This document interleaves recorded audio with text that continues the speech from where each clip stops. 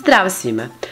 Ukoliko imate vlažne maramice kod kuće, kao i pirinač, možete da napravite jako lep osveživač prostorija, kao i ormara.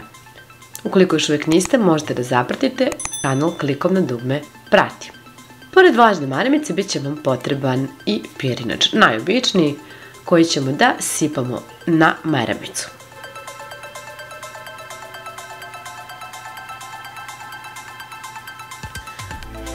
Zatim ćemo da dodamo neko eterično ulje po izboru.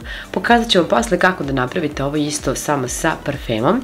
Ukoliko recimo nemate eterična ulja, možete da mešate više različitih, a možete samo jedno da dodate. Ja ću ovako samo malčice da promešam sve ovo i da ovako privežem ovu vlažnu maramicu. Za privezivanje možete da koristite konac ili neku lepu mašnu ukoliko imate, a želite recimo da to i eto izgleda malo lepše. Ja ću sada običnim koncem to da uradim.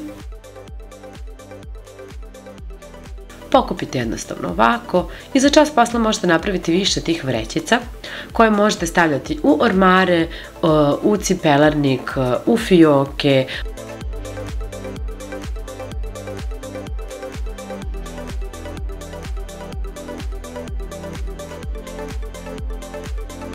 Odlična stvar recimo za obuću, kada otvorite ono će lepo da miriše.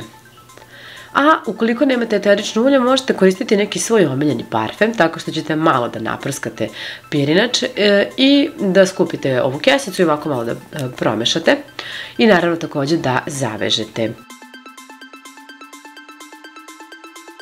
Možete vezivati i ovako, pa onda recimo staviti na ofinger i staviti u ormar. Na taj način će vaš ormar uvek mirisati na vaš omiljeni parfem, što je super, kao i garderoba.